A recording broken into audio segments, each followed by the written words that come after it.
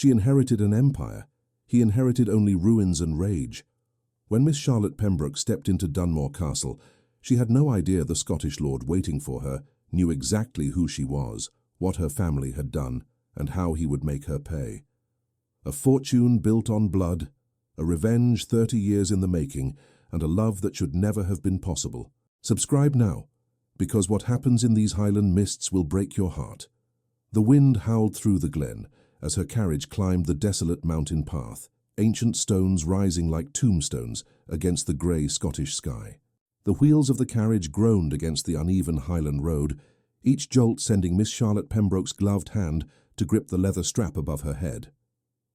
Through the rain-streaked window, she watched the landscape transform from the civilized green fields of the lowlands into something altogether more savage, jagged peaks clawing at storm clouds, valleys choked with mist, and not a single manor house or village to soften the wilderness. "We're nearly there, Miss Pembroke," her solicitor, Mr. Graves, announced from the opposite seat, consulting his pocket watch with the nervous precision of a man who wished himself anywhere but the Scottish Highlands. "Dunmore Castle should be visible once we crest this ridge." Charlotte said nothing, merely adjusted the fur collar of her travelling coat and returned her gaze to the window. At 23, she had already buried her father, inherited the largest textile and mining empire in northern England, and learned that sympathy was a luxury successful women could not afford. The gentlemen of London's business circles had expected her to sell, to marry, to step aside gracefully, and let men handle the complexities of industry and finance. Instead, she had expanded. The Pembroke mills now stretched from Manchester to Edinburgh, employing thousands, producing the finest wool and cotton fabrics in Britain. But expansion required land, specifically the vast moorlands surrounding Dunmore Castle, rumoured to contain rich veins of coal and iron ore that would triple her mining operations. The current owner, one Lord Alistair Sinclair, last of his ancient clan, had finally agreed to meet after months of rejected offers. Charlotte suspected desperation had driven him to the negotiating table. According to Mr. Graves's research, the Sinclair estate was drowning in debt, the castle itself reportedly crumbling, and the lord himself living in near poverty despite his title. She felt no pity. Business was business, and sentiment had no place in contracts. The carriage lurched over a particularly brutal rut, and suddenly they were through, the mist parting like a curtain to reveal Dunmore Castle perched on a cliff overlooking a black loch. Charlotte's breath caught despite herself. It was magnificent and terrible in equal measure. 3 towers rose against the darkening sky, their ancient stone weathered to the colour of old bone. Arrow slits gaped like empty eye sockets. Ivy strangled the eastern wall, and several windows stood shattered, their glass long since surrendered to Highland storms. Yet there was a savage grandeur to it, a defiance in the way it clung to the cliff edge, refusing to crumble despite centuries of wind and rain and neglect. "Good Lord," Mr. Graves muttered. "It's worse than the report suggested." "Miss Pembroke, perhaps we should reconsider." "We proceed as planned," Charlotte interrupted, her voice carrying the steel that had silenced boardrooms full of dismissive men. "Lord Sinclair has agreed to this meeting. We will conduct our business and depart before nightfall." The carriage rolled through an archway into a courtyard, where weeds pushed through cracked cobblestones. A single servant, elderly, stooped, wearing livery that had seen better decades, stood waiting by the main entrance, a massive oak door reinforced with iron bands. As Charlotte descended from the carriage, the wind immediately attacked her carefully pinned hair, pulling dark strands loose from beneath her bonnet. The air smelled of peat smoke, damp stone, and something else, something ancient and wounded. "Miss Pembroke?" The elderly servant's Scottish brogue was thick as Highland fog. "I'm Fergus, steward of Dunmore. His lordship awaits you in the great hall. If you'll follow me?" Charlotte gathered her skirts and stepped through the doorway into a world suspended in time. The entrance hall soared 3 stories high, its hammer-beam ceiling disappearing into shadows. Portraits lined the walls, stern-faced men in tartan and lace, women with pearls at their throats and sorrow in their painted eyes. Banners hung from the rafters, their clan colours faded to ghosts of crimson and gold. A massive fireplace dominated the far wall, large enough to roast an ox, but only a small fire burned there now, barely enough to push back the pervasive chill. Fergus led them through a maze of corridors where their footsteps echoed off stone floors and their breath misted in the cold air. Charlotte glimpsed rooms through half-open doors, furniture draped in Holland cloth, chandeliers dark with dust, ballrooms where no one had danced in generations. Finally, they arrived at a set of double doors carved with Celtic knots and crowned stags. Fergus pushed them open, announcing in a voice that seemed too large for his frail frame, Miss Charlotte Pembroke of Pembroke Industries and her solicitor, Mr. Thomas Graves. The great hall stretched before them, a cavernous space where medieval banquets had once fed hundreds. Now it felt like a mausoleum. Long tables had been pushed against the walls, their surfaces scarred and empty. The vaulted ceiling bore traces of painted stars now flaking and dim. At the far end, beneath a gallery where musicians had once played, a single figure stood before a struggling fire. Lord Alistair Sinclair. Charlotte had expected a broken man, perhaps elderly, certainly desperate. What she found instead stole the prepared speech from her lips. He stood well over 6 feet, broad-shouldered beneath a simple dark coat that had been well made once, but now showed signs of careful mending. His hair was black as a raven's wing, worn slightly longer than London fashion dictated, and his face, Charlotte felt her pulse quicken against her will. His face belonged on a Renaissance sculpture. High cheekbones, a strong jaw shadowed with stubble, a mouth set in a hard line that suggested he smiled rarely, if ever. But it was his eyes that held her frozen. Grey as the Highland mist, they fixed on Charlotte with an intensity that felt almost physical, as if he could see through her expensive travelling costume, through her carefully constructed armour of business acumen and feminine propriety, straight into whatever lay beneath. For 3 heartbeats no one spoke. Then Lord Sinclair moved, crossing the hall with a predator's grace that seemed utterly at odds with his supposed poverty and desperation. He stopped precisely 10 feet away, close enough for conversation, far enough to maintain propriety, and executed a bow that was technically correct but somehow mocking. Miss Pembroke. His voice was deep, cultured, with just enough Scottish burr to remind her she was far from England now. Welcome to Dunmore Castle. I trust your journey was not too arduous? The roads leave much to be desired, Charlotte replied, recovering her composure and matching his cool tone. But I have endured worse in pursuit of business. Something flickered in those grey eyes. Amusement? Anger? Gone too quickly to identify. Of course, business. Shall we dispense with pleasantries, then?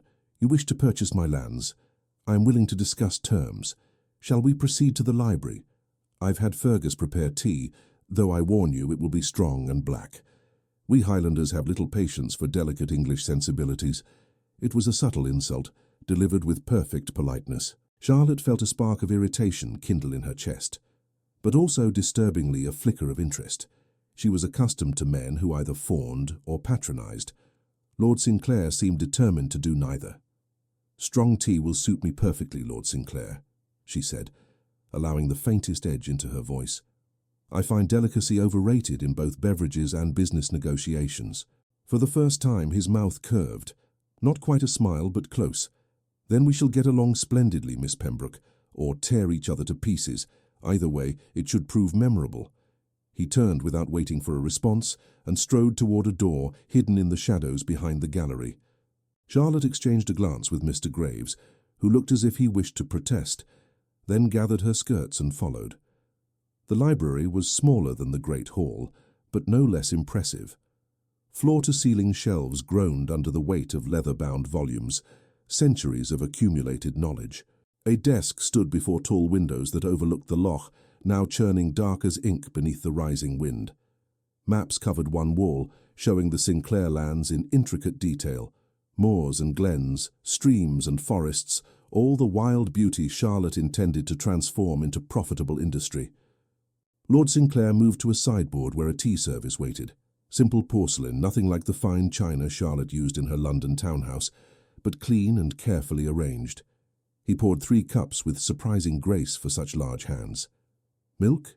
Sugar? He asked, and Charlotte couldn't tell if the question was sincere or another subtle mockery of English habits. Black, she said firmly. He handed her the cup, and for an instant their fingers brushed. Even through her gloves she felt it, a shock of heat that travelled up her arm and lodged somewhere dangerous near her heart. His eyes met hers, and she saw he'd felt it too, though his expression revealed nothing. Mr. Graves cleared his throat nervously. "Perhaps, Lord Sinclair, we might review the preliminary surveys. Miss Pembroke has brought the initial offer documents." "I know what Miss Pembroke has brought," Lord Sinclair interrupted, moving to lean against the desk with studied casualness. "She has brought money, ambition, and the assumption that everything in Scotland can be bought. She has brought engineers' reports suggesting my lands contain coal and iron worth a fortune.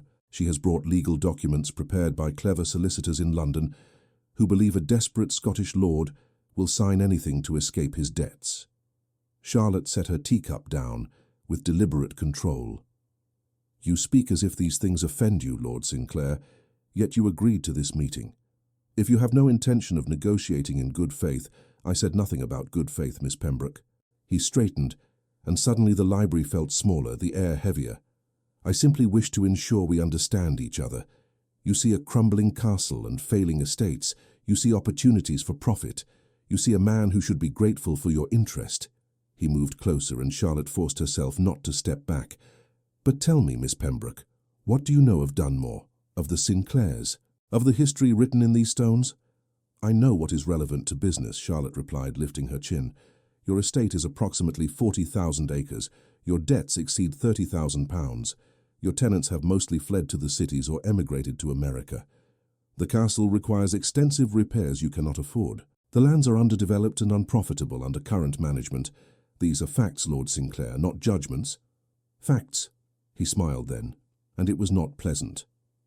"Let me offer you some additional facts, Miss Pembroke. Dunmore Castle has stood for 600 years. 15 generations of Sinclairs have been born, lived and died within these walls. My ancestors fought at Bannockburn, at Culloden, in wars you English have long forgotten or rewritten to suit your narratives. Ancient history has no bearing on current property valuations," Charlotte said, but she felt something shift in the room's atmosphere, something cold sliding down her spine. Lord Sinclair laughed, a harsh, bitter sound. "Ancient history? Is that what you call it? Tell me, Miss Pembroke, what do you know of your own father's business dealings, of how the Pembroke fortune was truly built?" Charlotte froze. "My father was a respected industrialist." "Your father," Lord Sinclair interrupted. His voice dropping to something dangerous, was many things, but we'll save that conversation for later. For now, let us discuss your proposal. He moved to the window, his back to her now, hands clasped behind him as he stared out at the gathering storm. "You offer £40,000 for my lands. A generous sum by most standards. Enough to clear my debts and leave me with a comfortable income if wisely invested. Then we have an agreement," Mr. Graves ventured hopefully. "I did not say that." Lord Sinclair turned, and the expression on his face made Charlotte's breath catch. "I said it was generous. I did not say I would accept. You see, Miss Pembroke, there are some things money cannot buy. Heritage, honour, blood." "Everything has a price, Lord Sinclair," Charlotte said, recovering her business instincts. "If 40,000 is insufficient, name your terms." His smile was terrible. "Oh, I have terms, Miss Pembroke. Very specific terms. But they are not the kind that can be written in your solicitor's neat legal hand." The wind howled outside, rattling the ancient windows. Rain began to lash the glass, and somewhere in the castle's depths, a door slammed shut. "Then what do you want?" Charlotte demanded, frustration finally breaking through her careful control. Lord Sinclair crossed the room in 3 long strides, stopping close enough that she could see gold flecks in those grey eyes, close enough to smell peat smoke and something wild, like heather and rain. "I want you to understand exactly what you're buying, Miss Pembroke. I want you to know the true cost of your ambition. I want you to spend time here at Dunmore and learn the history of these lands before you tear them apart for coal and profit." "That's absurd," Charlotte protested. "I have business in Manchester, contracts in Edinburgh." "1 week," he said, his voice like iron wrapped in velvet. "Stay here 1 week. Learn what Dunmore truly is. If at the end of that time you still wish to proceed, I will sell. But you must give me that week, Miss Pembroke. You must see what you're destroying." Mr. Graves sputtered protests about propriety, about schedules, about the impossibility of the arrangement. Charlotte barely heard him. She was caught in Lord Sinclair's gaze, in the challenge burning there, in something else she couldn't name but felt pulling at her like a tide. It was madness. It was inappropriate. It was 1 week, she heard herself say, but I will have your written agreement that at the end of that week, should I choose to proceed, you will sell at the stated price without further delay. You have my word, Lord Sinclair said, and extended his hand. Charlotte took it. His grip was firm, warm despite the castle's chill, and it lasted 1 second longer than necessary. When he released her, she felt the absence like a wound. Excellent. Lord Sinclair moved to pull a cord by the fireplace. Fergus will show you to the Rose Chamber. It's the only guest room currently habitable. Your solicitor may have the Thistle Chamber. Dinner is at 8. Dress is whatever you have suitable for a haunted castle in a Highland storm. That ghost of a smile touched his lips again. Welcome to Dunmore, Miss Pembroke. I do hope you survive the week.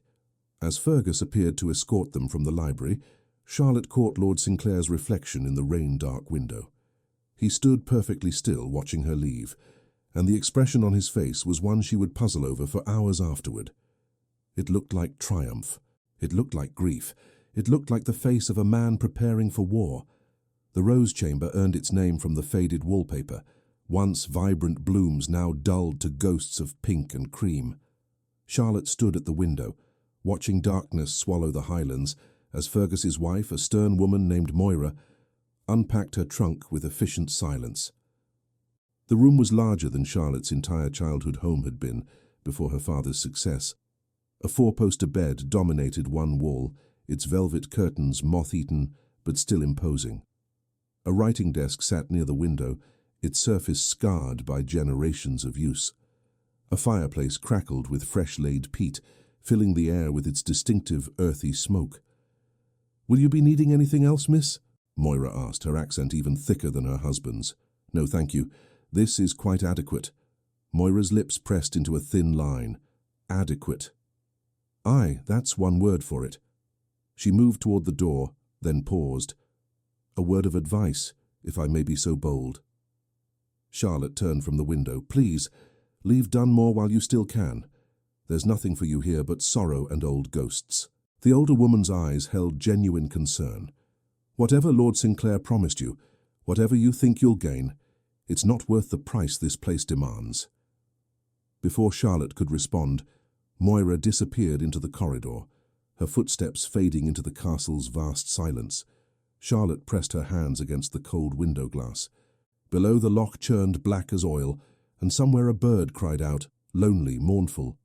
She thought of London, of her bright townhouse in Mayfair, of boardrooms where she commanded respect through sheer force of will and careful strategy. What was she doing in this crumbling fortress, accepting impossible terms from a man whose eyes held secrets like weapons? 1 week, she reminded herself. 7 days to satisfy his pride. Then the contract's signed and Dunmore becomes another Pembroke acquisition. She dressed for dinner in a gown of deep emerald silk, one of her more practical evening dresses, though still far too elegant for the setting.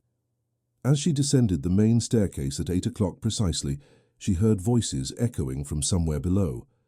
Male voices speaking in rapid Gaelic. She followed the sound to a small dining room that must once have been a breakfast parlour. A table was set for 3, simple white china, silver that had been polished until it gleamed, candles providing warm light against the encroaching darkness.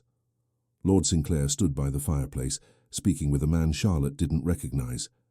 The stranger was perhaps 60, weather-beaten and solid, dressed in rough tweeds that marked him as a working man, despite the dignity of his bearing. He broke off mid-sentence when Charlotte entered, his eyes widening slightly. "Miss Pembroke," Lord Sinclair said, his tone unreadable. "May I present Duncan MacLeod, my factor? He manages what remains of the estate's operations." "Mr. MacLeod." Charlotte offered her hand, and the factor took it with surprising gentleness, executing a small bow. "Miss Pembroke, Lord Sinclair has told me of your interest in Dunmore." His voice carried a weight of disapproval that his courtesy couldn't quite mask. "Business interest," Charlotte clarified. "Nothing more. Of course, business." MacLeod exchanged a glance with Lord Sinclair that Charlotte couldn't interpret. "I'll be leaving you to your dinner then. My lord, We'll speak more tomorrow about the northern boundary matter." After MacLeod departed, Lord Sinclair gestured to the table. "Shall we? I apologize for the modest setting. The formal dining hall seats 40, but it seemed rather excessive for 2. 3, Charlotte corrected, looking around. "Where is Mr. Graves? Your solicitor claimed exhaustion from the journey and requested a tray in his room. I suspect the castle's atmosphere proved too oppressive for his London sensibilities." Lord Sinclair pulled out a chair for her, an unexpected gesture of courtesy that somehow felt like mockery. Charlotte sat, hyper-aware of his proximity as he moved to his own seat. A moment later, Moira appeared with soup, a rich Highland broth thick with barley and root vegetables. They ate in silence for several minutes. Charlotte found herself stealing glances at her host. In candlelight, his features seemed carved from shadow and stone, his expression distant as if his thoughts travelled far from this room, this moment. "You're wondering why I agreed to this meeting," he said suddenly, without looking up from his bowl. "After months of refusing your offers." It wasn't a question, but Charlotte answered anyway. The thought had crossed my mind. "Would you believe me if I said it was divine timing?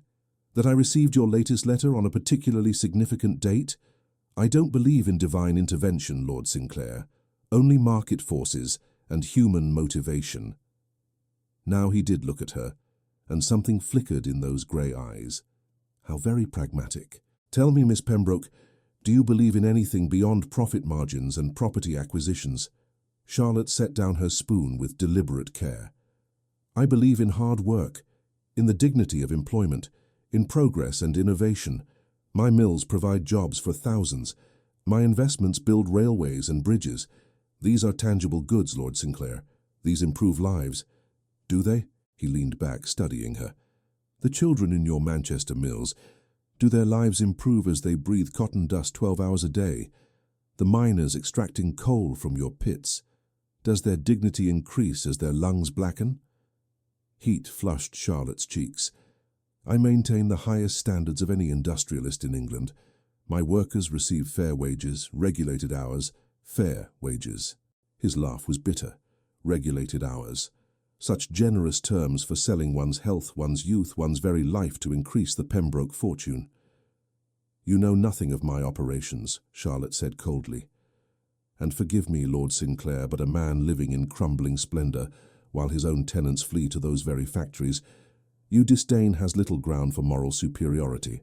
The word struck home. She saw his jaw tighten, his fingers grip his wineglass until the knuckles whitened. "You're quite right," he said finally, his voice dangerously quiet. "I have failed my people. I have watched this estate deteriorate while clinging to pride and tradition. I have let the Sinclair legacy crumble because I could not, would not, adapt to modern realities." He stood abruptly, moving to the window. "But at least my failures are mine alone. I wonder, Miss Pembroke, if you can say the same. Or are you perhaps standing on foundations built by others, claiming credit for an empire you inherited rather than created?" Charlotte rose as well, anger overriding caution. "My father built Pembroke Industries from nothing. From a single mill in Manchester from nothing." Lord Sinclair turned, and the expression on his face stopped her mid-sentence. "Is that the story you tell yourself? That your father was a self-made man? A captain of industry who pulled himself up through sheer determination and business acumen? It's the truth, truth." He crossed the room until only the table separated them. "Let me tell you a truth, Miss Pembroke. 30 years ago your father came to Scotland. He came with promises of investment, of partnership with Highland estates struggling after the clearances. He convinced several landowners, trusting men, desperate men, to sign contracts that seemed advantageous." Charlotte felt ice forming in her stomach. "I don't know what you're suggesting." "I'm not suggesting anything, I'm telling you facts. Your father acquired mineral rights through those contracts, rights that proved extraordinarily valuable when coal and iron were discovered. The landowners received pennies while Pembroke Industries extracted fortunes from Scottish earth." "Business contracts legally executed," Charlotte said, but her voice sounded hollow even to her own ears. "Legal, yes. Ethical?" Lord Sinclair's smile was terrible. "One of those trusting landowners was my father." The contract he signed with yours stripped Sinclair lands of their mineral wealth for a one-time payment of £500. Do you know what your company has extracted from those same lands in the past 3 decades? Charlotte couldn't speak. Over £200,000, perhaps more. I lack access to your detailed accounts. He moved closer, his voice dropping. My father died a broken man, Miss Pembroke. The shame of that contract, the realization of what he'd signed away, destroyed him. He took his own life when I was 12 years old. The room spun. Charlotte gripped the table's edge. I had no knowledge of this. Of course not. Why would you? It was just another transaction in the Pembroke ledgers. Just another Scottish fool parted from his inheritance by English cleverness. My father was not a swindler, Charlotte said, but the words felt weak against the weight of his accusation. Lord Sinclair laughed, harsh, broken. No? Then what would you call a man who preys on the desperate, who uses legal language to obscure theft, who builds an empire on the ruins of others' lives? He pulled a document from his coat pocket, unfolding it on the table between them. Charlotte recognized the Pembroke Company seal, her father's signature. This is the contract, Lord Sinclair said. I've had 30 years to study every word, every clause. Perfectly legal, absolutely devastating. Your inheritance, Miss Pembroke, is built on my family's destruction. Charlotte stared at the yellowed paper, at her father's familiar handwriting, at words that suddenly seemed sinister rather than businesslike. Why tell me this now? Why allow me here if... Why? His voice was soft now, more dangerous than his anger had been. Because you need to understand what you're buying. When you sign your pretty new contract and transform these moors into coal pits, you won't just be extracting minerals, Miss Pembroke. You'll be completing what your father started. You'll be erasing the last trace of the Sinclairs from land we've held for 6 centuries. He leaned forward, his eyes boring into hers. And I wanted you to know that. I wanted you to look at these hills, these stones, these empty halls, and understand that every penny of profit you extract comes soaked in my family's blood and tears. I wanted you to carry that knowledge for the rest of your life. Charlotte's legs trembled. She sank back into her chair, mind reeling. This week you demanded... It's not about teaching me the land's value. It's about revenge. Revenge. Lord Sinclair tasted the word. Such a crude term. I prefer education. You'll spend this week learning Dunmore's true history. You'll walk the lands your father plundered. You'll hear the stories of families displaced, futures destroyed, all to feed the insatiable appetite of Pembroke Industries. And at the end of the week, Charlotte whispered, you'll sign the contract, of course. You'll get exactly what you came for. His smile was cruel, but you'll never forget what it cost. You'll never escape the knowledge of what you are, a monument to greed built on graves. He moved to the door, pausing at the threshold. Sleep well, Miss Pembroke. Tomorrow we begin your education. I suggest you dress warmly. The Highlands are brutal to those who don't respect them. Then he was gone, leaving Charlotte alone with the guttering candles and the weight of accusations she couldn't refute, because she didn't know if they were true. She sat frozen for long minutes before finally rising on unsteady legs. The castle suddenly felt malevolent, its shadows pressing close, its silence accusatory. She climbed the stairs to the rose chamber, each step an effort. Inside, she lit every candle she could find, driving back the darkness. Then she sat at the writing desk and pulled out paper, intending to compose a letter to her London solicitors, demanding they search the company archives for that contract, for any documentation of her father's Scottish dealings. But her hand shook too badly to write. Instead, she found herself staring at her reflection in the dark window glass. Behind her reflection, the room flickered with candlelight. Beyond the glass, the Highlands brooded in absolute darkness. For the first time in years, Charlotte Pembroke questioned everything she thought she knew about her father, her inheritance and herself. And somewhere in the castle's depths, she could have sworn she heard laughter, bitter, broken, triumphant. The storm howled approval, as if the very stones of Dunmore were celebrating their master's first victory. Charlotte barely slept. When dawn finally crept through the rose chamber's windows, she rose with gritty eyes and a pounding headache. The storm had passed. Leaving the highlands washed clean and gleaming under pale morning light, she dressed in her most practical day gown, a walking dress of dark blue wool, and descended to find breakfast laid out in the small dining room. Lord Sinclair was already there, standing by the window with a cup of what smelled like strong coffee. He turned as she entered, and Charlotte braced for another confrontation. But his expression was neutral, almost distant, as if the previous night's revelations had never occurred. "Good morning, Miss Pembroke. I trust you slept well?" The polite fiction was jarring after his brutal honesty the night before. Charlotte decided to match his tone. "Well enough, thank you. Excellent. I planned our first excursion for this morning. We'll ride out to the northern glens. You'll need to see the land properly if you're to make informed business decisions." He said it without irony, as if they were merely engaged in a professional survey.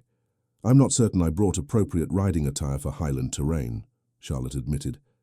"Moira has prepared something suitable. You're approximately the same size as—" He stopped, something flickering across his face. "As someone who used to live here. The clothes should fit." An hour later, Charlotte found herself dressed in borrowed riding habit, well made but years out of fashion, the fabric worn soft with use. Moira had helped her into it without comment, though Charlotte caught the older woman studying her with an expression that might have been pity. In the courtyard, 2 horses waited. Lord Sinclair held the reins of a massive black stallion that eyed Charlotte with obvious suspicion. The other was a smaller grey mare already saddled. "This is Mist," Lord Sinclair said, gesturing to the mare. "She is gentle and sure-footed. The terrain can be treacherous for those unfamiliar with it." Charlotte approached the mare, who whickered softly and nuzzled her shoulder. Despite everything, she felt a small smile tug at her lips. She'd learned to ride as a child. Though London society rarely provided opportunity to practice, Lord Sinclair helped her mount, his hands steady at her waist, gone the instant she was settled. Then he swung onto his own horse with fluid grace and gestured toward the castle gates. They rode in silence through the morning mist, following a narrow track that wound up into the hills. The landscape unfurled around them like something from a dream, purple heather sweeping across moorland, ancient stones standing sentinel against the sky, streams threading silver through dark peat. Despite her turmoil, Charlotte felt something shift in her chest. It was beautiful, savage and wild and utterly unlike the manicured parks of England, but beautiful nonetheless. "There," Lord Sinclair said finally, pointing to a valley below. "That's where the first Sinclair built his hall in 1214. Long before the castle, there was a fortified manor house. The foundations are still visible if you know where to look." Charlotte followed his gesture and saw tumbled stones half buried in grass, the ghost of walls that had sheltered generations. "And there," he continued, indicating a cluster of ruined cottages on a distant hillside, "that was the village of Drummore. 50 families lived there 30 years ago. Now there are none." "What happened to them?" Charlotte asked, though she suspected she knew. "Some went to Glasgow to work in factories. Others emigrated to Canada or America. A few stayed, taking work at estates that still functioned." His voice was matter-of-fact, but she heard the pain beneath. When the mineral rights were sold, when the income vanished, there was no way to support them. They had to leave or starve. Charlotte stared at the empty cottages, imagining them full of life. Children playing, smoke rising from hearths, the daily rhythm of rural existence. Now only wind moved through the shells of homes. "My father," she began, then stopped. What could she say? That he hadn't meant to destroy lives? That it was simply business? The excuses tasted like ash. Lord Sinclair urged his horse forward, and Charlotte followed. They rode deeper into the glens, and with each mile he pointed out more evidence of what had been lost. A church with a caved-in roof where Sinclairs had been christened and married and mourned for centuries. A mill beside a stream, its wheel broken and still. Fields reverting to wild land, stone walls collapsing. "You wanted to know what you're buying," Lord Sinclair said as they paused beside a cairn of stacked stones overlooking the valley. "This is it. Not just land and mineral rights. You're buying the grave of a way of life." Charlotte dismounted, her legs unsteady. She walked to the cairn and placed her hand on the cold stone. "What is this?" "A memorial. My grandfather built it after the Battle of Culloden for the Sinclair men who died there." Lord Sinclair remained mounted, his expression unreadable. 23 men from this estate alone. The English promised amnesty, then hunted them like animals. That was a century ago, Charlotte said quietly. Yes. And 30 years ago, another kind of battle was lost. The results were slower, quieter, but just as devastating. He finally dismounted, tying both horses to a stunted tree. Come, there's something I want to show you. He led her along a narrow path that climbed higher into the hills. Charlotte's fashionable boots slipped on loose stones, and more than once Lord Sinclair reached back to steady her, his hand firm around hers, before releasing the instant she found her footing.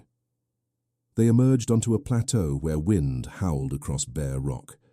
Below, the loch spread like hammered silver, and Dunmore Castle rose dark against the landscape. My father brought me here the day before he died, Lord Sinclair said, his voice nearly lost to the wind. He stood exactly where you're standing now and told me he'd failed, that he'd trusted an Englishman with a pleasant smile and smooth words, and that trust had destroyed everything. He turned to face her, and the rawness in his expression made Charlotte's breath catch. He made me promise I would never let Dunmore pass entirely from Sinclair hands, that no matter what happened, some part of our heritage would survive. His laugh was bitter. I've kept that promise for 18 years, fought creditors, managed debts, refused every offer. Until yours. Why mine? Charlotte whispered. Because you're his daughter. The words were simple, devastating. Because letting you finish what he started feels like justice. Because watching you profit from our destruction while knowing exactly what you're doing, that feels like the only revenge available to me.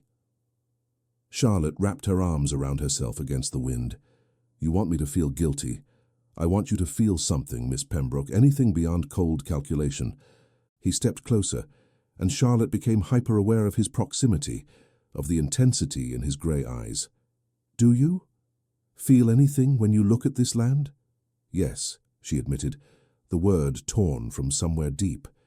It's magnificent, terrible, and beautiful. I understand why you love it. Something shifted in his expression. Do you?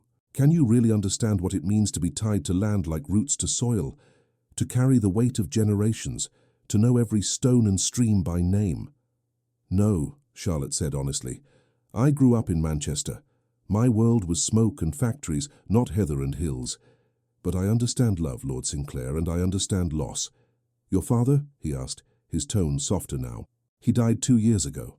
Heart failure, they said. But I think it was exhaustion. He worked until the very end, always reaching for more, building higher. Charlotte's voice cracked.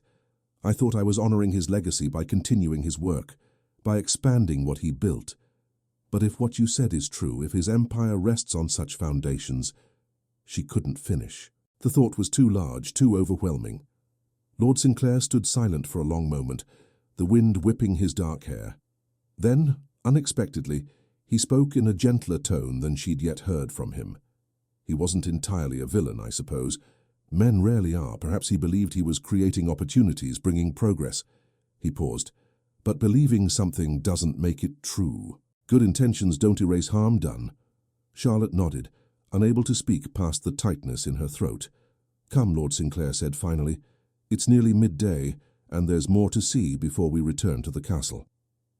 They rode in silence for another hour, Lord Sinclair pointing out features of the landscape with less hostility now, almost as if he were a guide rather than an adversary. He showed her the boundaries of Sinclair lands, the places where coal veins ran close to the surface, the streams that had once powered mills. Despite herself, Charlotte found her attention caught not by the commercial possibilities, but by the stories he told. Tales of clan gatherings, of ancient feuds and alliances, of a young lord who defied his father to marry a shepherd's daughter, of winters so harsh the loch froze solid enough to bear horses. You love this place, she said as they paused to let the horses drink from a clear stream.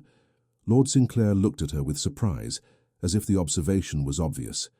It's mine, in a way that has nothing to do with legal ownership and everything to do with blood and bone. These hills shaped my ancestors. Their bones rest in Sinclair soil. Their stories are written in every standing stone and ruined cottage.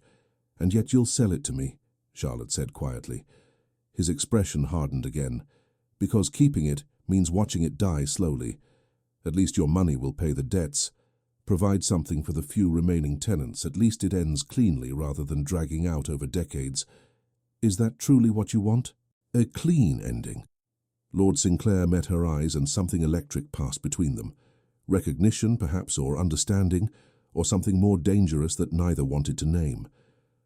"What I want," he said slowly, "and what I can have are very different things, Miss Pembroke."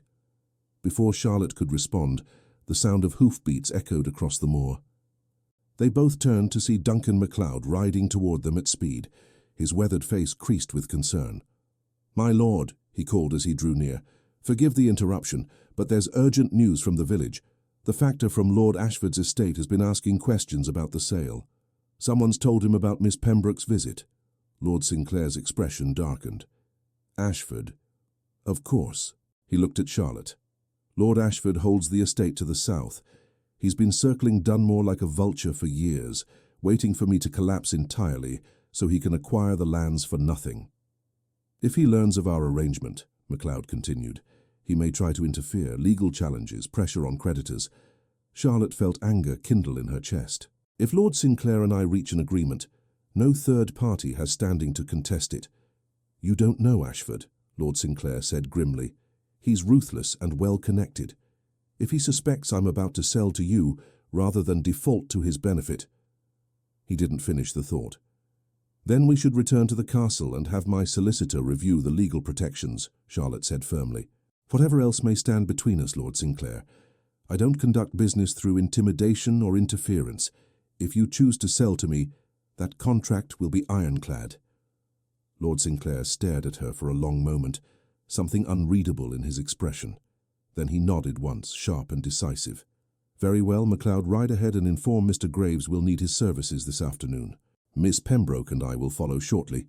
As the factor galloped away, Lord Sinclair turned to Charlotte. "Why did you do that? Defend my interests against Ashford.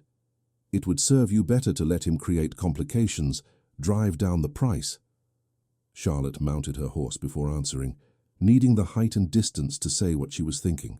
"Because despite everything, Lord Sinclair, I'm beginning to believe you're an honourable man trapped in impossible circumstances.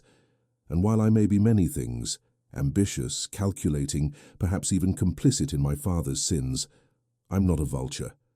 If I buy Dunmore, it will be through fair negotiation, not by picking over your corpse."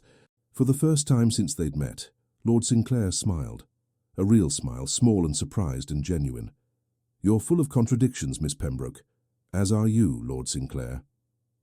They rode back to the castle side by side, and though neither spoke, something had shifted between them.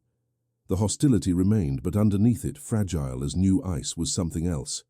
Understanding, perhaps. Or the beginning of something far more dangerous.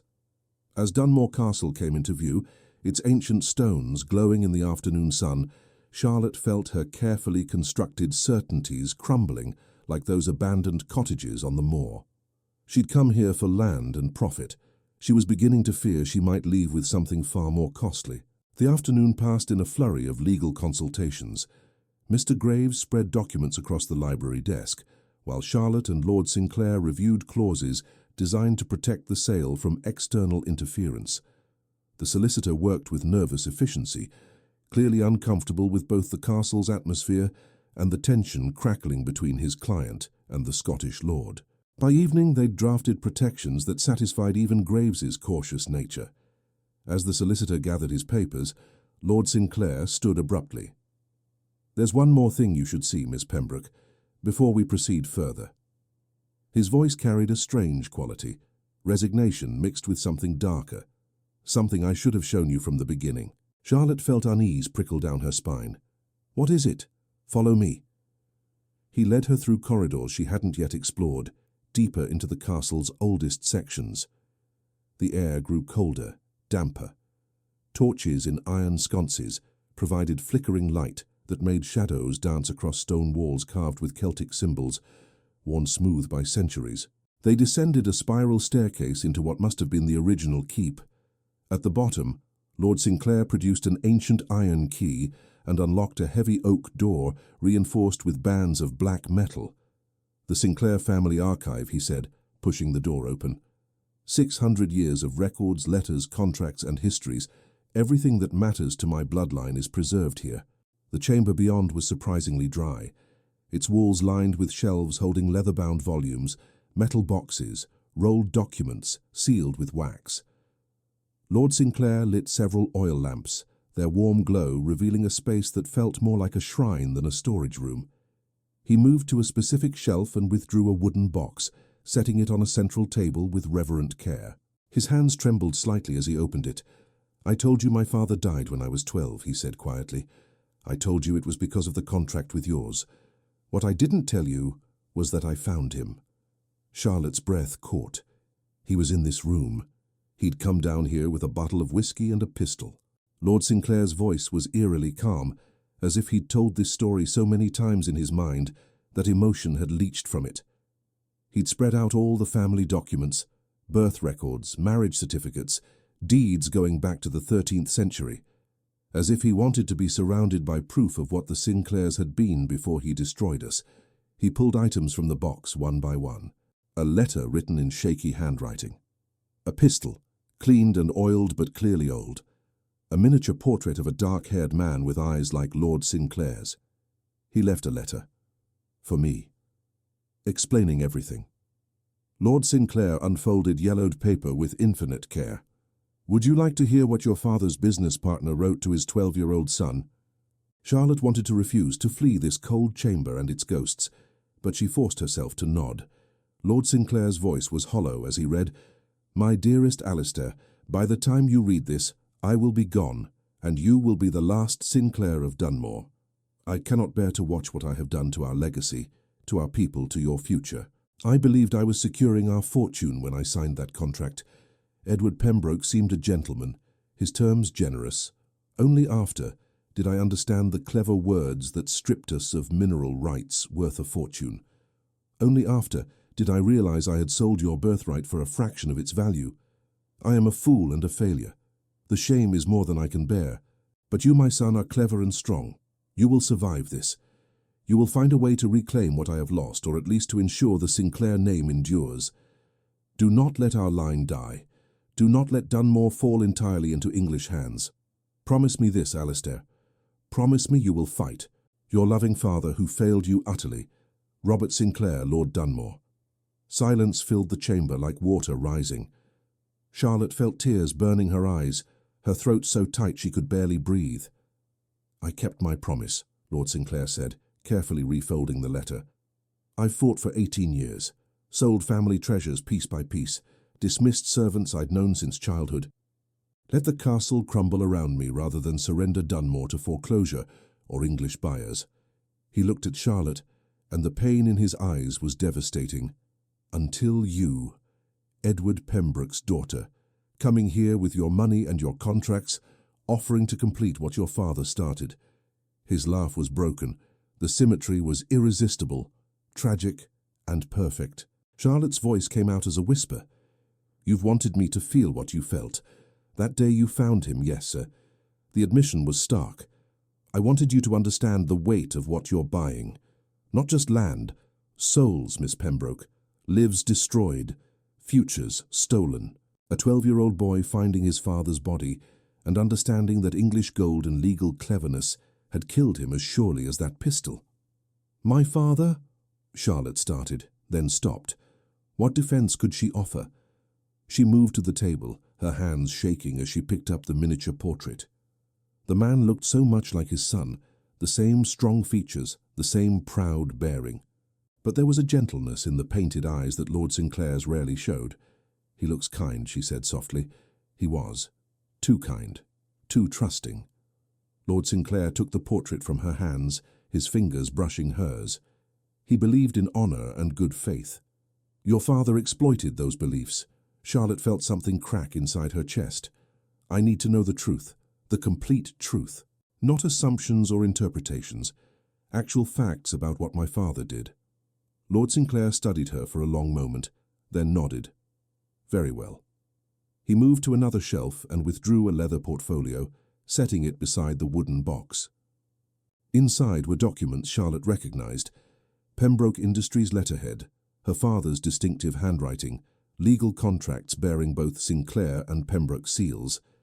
Here, Lord Sinclair said, pointing to specific clauses. The initial offer was for joint mineral extraction, partnership with profits split evenly. My father signed preliminary agreements based on that understanding. Charlotte leaned closer, reading the faded text. Then came the final contract. Buried in legal language was a clause transferring full mineral rights for a one-time payment.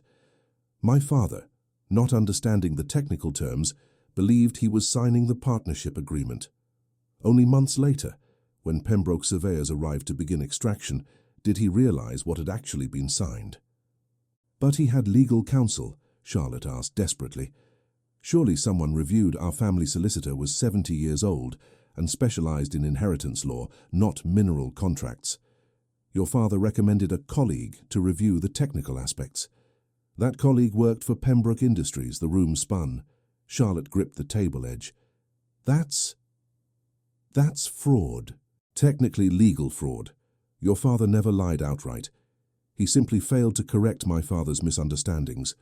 Let him believe one thing while the contract stipulated another. Lord Sinclair's voice was bitter, clever, profitable, utterly without conscience. Charlotte forced herself to keep reading. Line by line, clause by clause, she saw the trap her father had constructed. It was masterful, legally unassailable while morally bankrupt, every word technically accurate while the overall impression deliberately misleading. Other estates, she whispered. You said there were others. 3 more in Scotland, 2 in Wales. All the same pattern, trusting landowners, complex contracts, mineral rights extracted for pennies, while Pembroke Industries earned fortunes. Lord Sinclair pulled out more documents, spreading them across the table. Your father built his empire on these deals, Miss Pembroke. The foundation of everything you inherited is constructed from the ruins of families like mine. Charlotte sank into a chair, her legs unable to support her. She thought of her father, his kind smile, his gentle manner, the way he'd held her after her mother died and promised to build a future where she'd never want for anything. Had that man truly done this? Systematically exploited desperate nobles, built wealth on others' misfortune? There's more, Lord Sinclair said quietly. He withdrew one final document, a letter written in her father's hand, dated just months before his death. I found this among papers Duncan MacLeod purchased at auction when a Pembroke warehouse was liquidated. Your father apparently kept correspondence he deemed significant. Charlotte took the letter with trembling hands. It was addressed to a business partner, discussing expansion plans for Pembroke Industries. Halfway through, her father wrote, "The Scottish ventures proved extraordinarily profitable. The nobility there combined pride with ignorance of modern commerce, a most advantageous combination for those willing to exploit it. I admit some discomfort with the methods employed, but business is not a realm for excessive sentiment. One must seize opportunities where they arise, and if Highland lords lack the wit to understand mineral contracts, that is hardly my fault." The words blurred as tears filled Charlotte's eyes. There it was, her father's own admission. Not quite confession, not quite boast, but damning nonetheless. He knew, she whispered. He knew exactly what he was doing. Yes. Lord Sinclair's voice was gentler now, as if her pain had somehow eased his own anger. "I'm sorry you had to see it, but you needed to understand." Charlotte set down the letter and covered her face with her hands. Everything she'd believed about her father, about herself, about the rightness of her work, all of it crumbled like those abandoned Highland cottages. "I built my entire identity on honoring his legacy," she said through tears. "I thought I was continuing noble work. I thought I was creating opportunity, building something meaningful. But it's all tainted, isn't it? Every mill, every mine, every penny of profit, all of it rests on theft and exploitation." "Not theft," Lord Sinclair corrected quietly. "Legally acquired. But morally." He trailed off. Charlotte lowered her hands, looking at him through tear-blurred vision. "You must hate me. Standing here in clothes borrowed from someone who lived in this castle, profiting from your family's destruction, carrying the blood of the man who killed your father." "The clothes were my mother's," Lord Sinclair interrupted softly. "She died when I was 8. Fever. My father never recovered from losing her. I think that's partly why he was so vulnerable to your father's schemes. He wasn't thinking clearly, wasn't protecting himself properly. The intimacy of this revelation struck Charlotte like a physical blow.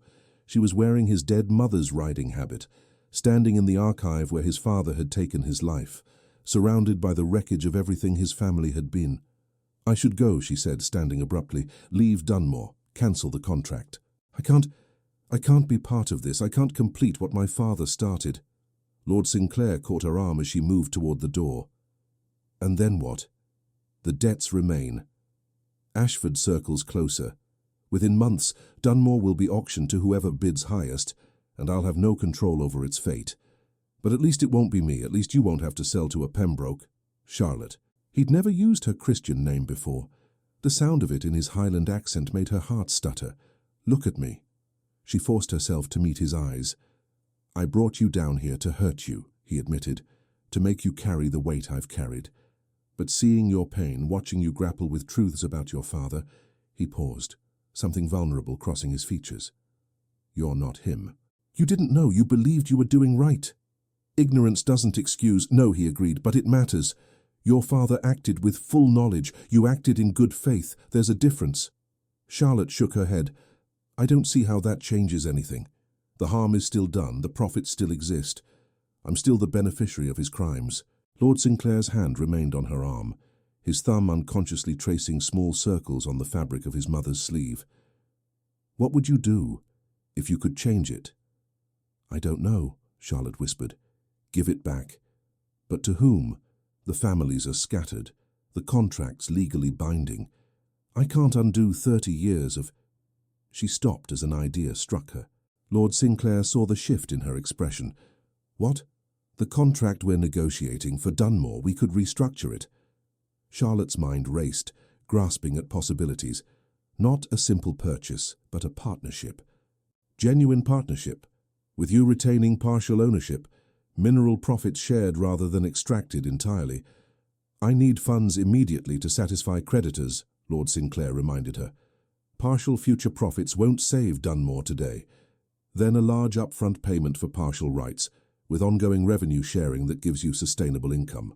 Enough to restore the castle, support remaining tenants, preserve what you need to preserve." Charlotte was thinking aloud now, business instincts awakening. "I have capital. I can structure this differently than my father did. Make it actually fair." Lord Sinclair stared at her.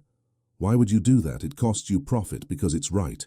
"Because I can't change what my father did, but I can choose differently now." Charlotte's voice strengthened with certainty. "Because standing in this room, seeing what I've seen, learning what I've learned, I cannot continue building an empire on others' suffering. I won't be him, Alistair, I refuse." The use of his name hung between them. Lord Sinclair's expression softened, something unnamed kindling in his grey eyes. "You'd sacrifice profit for principle?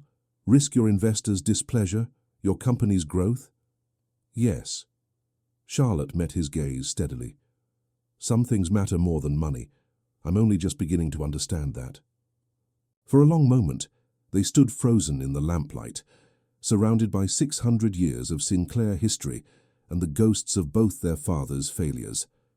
Lord Sinclair's hand still rested on Charlotte's arm, and neither seemed able or willing to step away.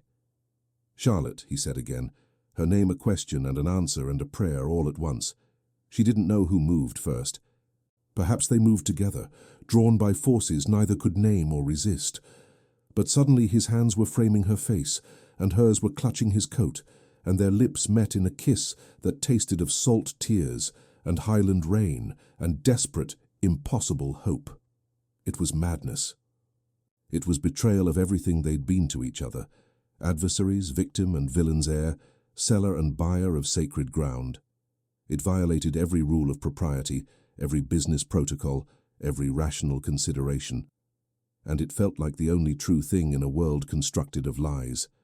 When they finally broke apart, both breathing hard, Charlotte saw her own shock and confusion reflected in Alistair's eyes. "We can't," she whispered. We shouldn't. I know." His voice was rough, his hands still cradling her face as if she was something precious and fragile. God help me, Charlotte, I know. But I've spent 18 years hating the Pembrokes, and now you're here, and you're nothing like I expected. You're fierce and brilliant, and you cry for my father's pain, and I—" He stopped, seeming unable to finish the thought. Charlotte understood, because despite everything, the history, the hurt, the impossible complications, she felt it too. This pull toward him, this recognition of something in his soul that called to hers. This changes nothing, she said, but it sounded like a lie even to her own ears.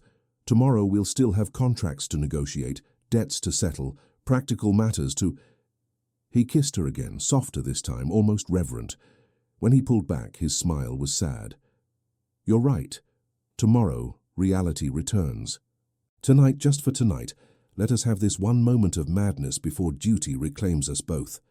But even as Charlotte nodded agreement, she knew the truth. They had already crossed a line from which there could be no simple return, and the price of that crossing would be far higher than either yet understood. Charlotte barely remembered climbing the stairs to the rose chamber. She moved through the castle's corridors like a sleepwalker, her mind replaying that kiss, the feel of Alistair's hands on her face, the way he'd said her name as if it were a confession. She'd meant to return to business discussions. Instead, she'd fallen into something far more dangerous. Sleep was impossible. She paced her room until dawn painted the highlands in shades of gold and amber, then dressed mechanically and descended to find the castle already stirring. Moira was setting out breakfast, and Mr. Graves sat reviewing documents with the nervous energy of a man desperate to conclude business and depart. But there was no sign of Alistair. His lordship rode out before dawn, Moira informed her, setting down a pot of tea with more force than necessary. Didn't say when he'd return. Charlotte felt the words like a blow. He was avoiding her, regretting last night's lapse into emotion and intimacy, pulling back behind the walls of anger and duty that had defined their relationship from the start. Perhaps it was better this way. Cleaner. Miss Pembroke, Mr. Graves said, shuffling papers nervously. I've been reviewing the revised contract terms you outlined yesterday, the partnership structure, the revenue sharing. While admirable in principle, I must advise that your board of directors will have serious concerns. This arrangement significantly reduces Pembroke Industries' profit margins and— I'm aware of the financial implications, Mr. Graves, Charlotte interrupted, pouring tea with hands that trembled only slightly. Nevertheless, these are my terms. Prepare the documents accordingly. The solicitor opened his mouth to protest further, but movement at the doorway stopped him. Duncan MacLeod entered, his weathered face grim. Miss Pembroke, begging your pardon, but there's a situation developing. Lord Ashford has arrived with his solicitor and is demanding an audience. He's claiming prior agreement with Lord Sinclair regarding mineral rights, suggesting our current negotiations may constitute breach of existing contracts. Charlotte set down her teacup with careful precision. That's absurd. Lord Sinclair has been clear that no such agreements exist. Aye, but Lord Ashford is not a man easily dismissed. He's brought documentation, and he's suggesting that if Lord Sinclair proceeds with your contract, legal action will follow. MacLeod's expression was troubled. More concerning, Miss Pembroke, is that he seems to know details of your proposed terms. Someone has been sharing information. Charlotte's mind raced. Where is Lord Sinclair now? Still out on the moors, last I knew. I've sent riders to find him, but— Show me to Lord Ashford, Charlotte said, rising. If he wishes to discuss contracts, he can discuss them with me directly. MacLeod hesitated. Miss Pembroke, Lord Ashford is not— He's not the sort of gentleman who treats ladies with proper. I've negotiated with Manchester mill owners and Edinburgh bankers, Mr. MacLeod. I suspect I can handle one Scottish lord.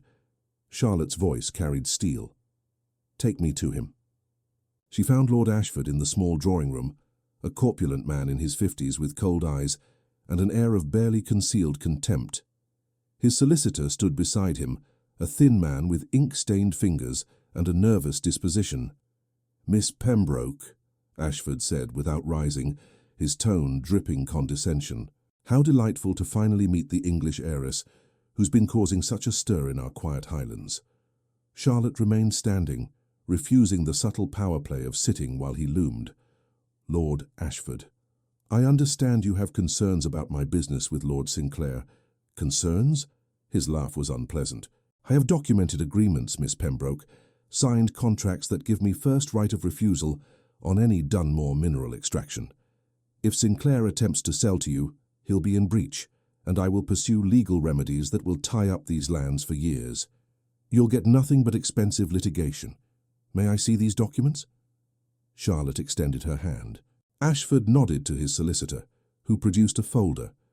Charlotte reviewed the papers carefully, aware of both men watching her with predatory interest. The documents were dated 5 years prior, options agreements giving Ashford preferential terms if Lord Sinclair chose to sell mineral rights, but they were also expired. These options lapsed 2 years ago, Lord Ashford, Charlotte said calmly, returning the folder. They are no longer binding. A technicality, Ashford waved dismissively. Sinclair and I had a gentleman's understanding that gentlemen's understandings have no legal standing, as I'm sure your solicitor has informed you. Charlotte met his eyes steadily.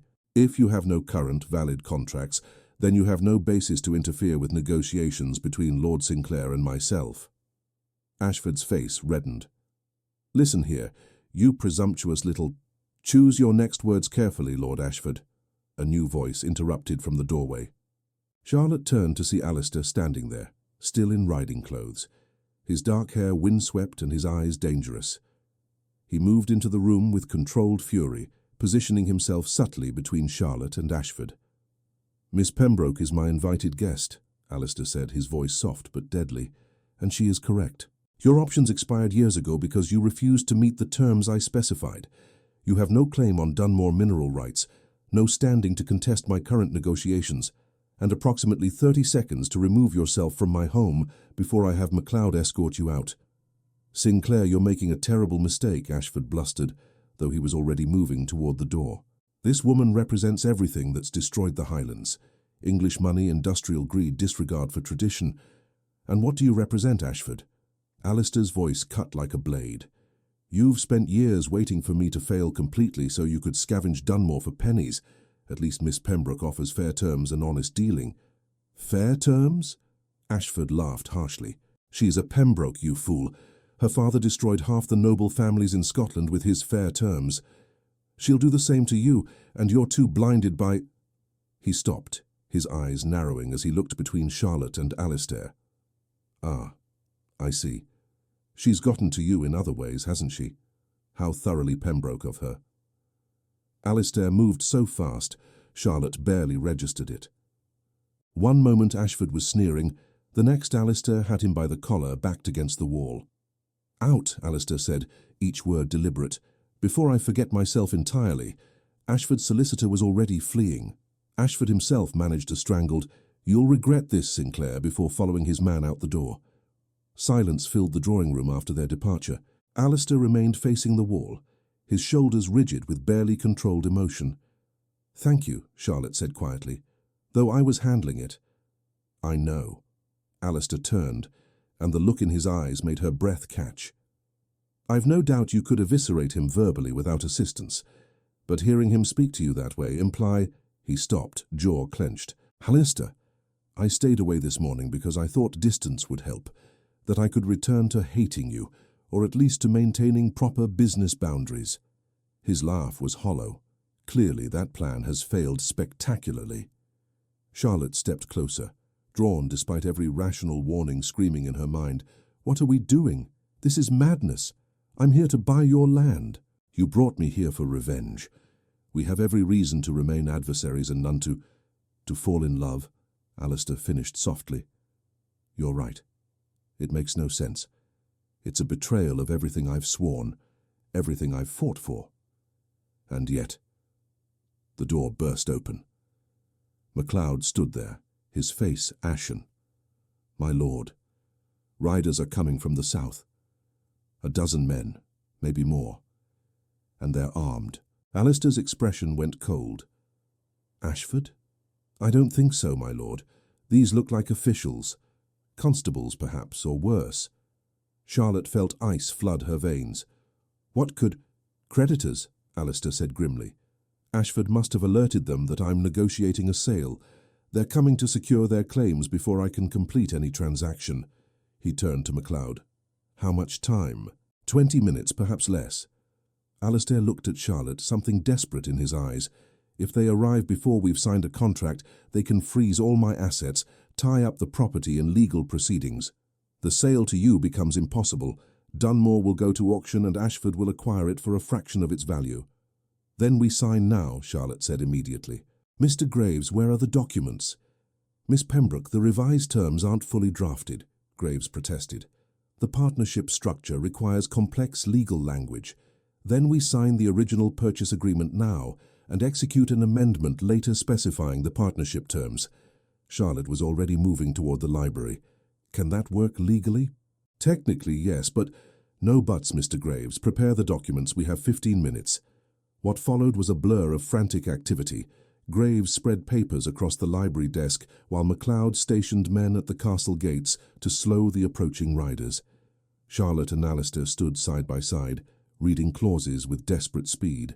You don't have to do this, Alistair said quietly, as Graves prepared the signature pages. You could walk away. Let Dunmore fall to auction and purchase it then for far less money. And abandon you to Ashford's mercy? Charlotte shook her head. No. Whatever else we are to each other, Alistair, we're doing this properly. He caught her hand. After we sign, after this is done? One crisis at a time, Charlotte interrupted, though her fingers tightened around his. Graves cleared his throat. The documents are ready. Miss Pembroke, if you'll sign here. Lord Sinclair, here. Charlotte took up the pen, her hand steady despite the pounding of her heart. She signed Charlotte Pembroke in her clear, confident script. Alistair signed beside her. Alistair Robert Sinclair, Lord Dunmore. Witnessed and sealed, Graves announced, pressing the Pembroke Company seal into wax. The contract is legally binding as of this moment. The sound of horses' hooves echoed in the courtyard. MacLeod appeared at the door. They're here, my lord. 8 constables and a magistrate from Edinburgh. They've got writs. Alistair straightened his shoulders, and Charlotte saw him transform before her eyes, from the man who'd kissed her in the archive to the proud Highland lord defending his ancestral home. Then we meet them together, he said, offering Charlotte his arm. They descended to the great hall as a united front. The magistrate, a severe man in judicial robes, stood surrounded by constables with legal documents. Lord Sinclair, the magistrate began, I have warrants here for seizure of assets in satisfaction of debts owed to— You're too late, Alistair interrupted calmly. As of 10 minutes ago, Dunmore Estate and all associated mineral rights have been sold to Pembroke Industries. The transaction is complete, documented and legally binding. The proceeds will satisfy all outstanding debts with surplus remaining. The magistrate's eyes widened. That's— Show me the documents. Graves stepped forward with the contract. The magistrate reviewed it carefully, his expression shifting from suspicion to reluctant acceptance. This appears to be in order, he admitted finally, though the timing is remarkably convenient. Convenient for whom? Charlotte asked coolly. I've been negotiating this purchase for months. That the finalization coincides with your arrival is surely coincidental. The magistrate studied her. This young Englishwoman in expensive clothes standing beside the impoverished Scottish lord with an air of unmistakable authority. Very well, he said at last. I'll need to verify the funds transfer within 30 days. The bank draft is here, Charlotte said, producing the document she'd prepared days ago. £40,000, transferable upon contract execution, more than sufficient to satisfy Lord Sinclair's debts with considerable surplus. One of the constables whispered something to the magistrate, who frowned but nodded. Lord Ashford suggested we'd find irregularities. It seems he was mistaken. It seems Lord Ashford was meddling in affairs that don't concern him, Alistair said coldly. If there's nothing else, gentlemen. The magistrate ordered his men to stand down. Within minutes the officials were mounting their horses and departing, leaving Charlotte and Alistair standing in the echoing great hall. We did it, Charlotte whispered. We did, Alistair agreed. Then louder, MacLeod, Graves, thank you both. That will be all for now. As the others departed, Charlotte turned to Alistair. What happens now? Now. His expression was unreadable. Now you own Dunmore, Charlotte. Every stone, every glen, every mineral vein. You've acquired what you came for. But the partnership terms. can be drafted over the coming weeks, but the fundamental transaction is complete. Dunmore is no longer mine. Something broke in his voice. I've done what I swore never to do. Sold my heritage to English money. Failed my father's dying wish. Charlotte reached for him, but he stepped back. Don't, he said roughly. I need time to reconcile what I've done. What we've done. Alistair, please. I'll have MacLeod arrange for transfer of all relevant documents tomorrow. You can begin your surveys, your mining operations, whatever you planned. His eyes met hers, and the pain there was devastating. Congratulations, Miss Pembroke, your father would be proud. The use of her formal name felt like a slap. That's not fair. I'm trying to do this differently than he did. The partnership structure, words on paper we haven't yet drafted. All that exists now is what we signed. And what we signed is remarkably similar to what your father offered mine 30 years ago. His smile was bitter, history repeating, how poetic. You can't truly believe I don't know what I believe anymore. Alistair moved toward the door, then paused. I think it's best if you return to England, Charlotte. There's nothing more for you here. He left her standing alone in the great hall, surrounded by portraits of Sinclairs who'd lived and died in this place, whose legacy had just transferred to her hands. Charlotte sank onto a stone bench, her victory tasting like ashes. She'd saved Dunmore from auction. She'd prevented Ashford's predation. She'd secured the estate and would draft fair partnership terms. But in doing so, she'd lost something far more precious than land or money. She'd lost Alistair. 3 days passed in agonizing silence. Charlotte remained at Dunmore, drafting partnership documents with Mr. Graves, conducting surveys with engineers she'd summoned from Edinburgh, trying desperately to focus on business, while her heart shattered with every hour that Alistair avoided her. She saw him only at a distance, riding across the moors alone, standing on the battlements at dawn, disappearing into parts of the castle she hadn't yet explored. When they crossed paths, he was coldly polite, treating her exactly as he would any business associate. It was worse than hatred. On the 4th morning, Charlotte woke to find Moira packing her belongings. What are you doing? Charlotte demanded. Lord Sinclair's orders, miss. He says the partnership documents are nearly complete and there's no reason for you to remain. He's arranged carriages to take you and Mr. Graves to Edinburgh this afternoon. He can't simply dismiss me. I own this estate now. Do you, miss? Moira's eyes were knowing. Or does it own you? The older woman left before Charlotte could respond. Charlotte dressed quickly and went searching for Alistair, finally finding him in the library where this had all begun. He stood before the tall windows, backlit by morning sun, looking like something carved from Highland stone itself. You're sending me away, Charlotte said without preamble. The business is concluded. The documents can be finalized through our solicitors. His voice was distant, professional.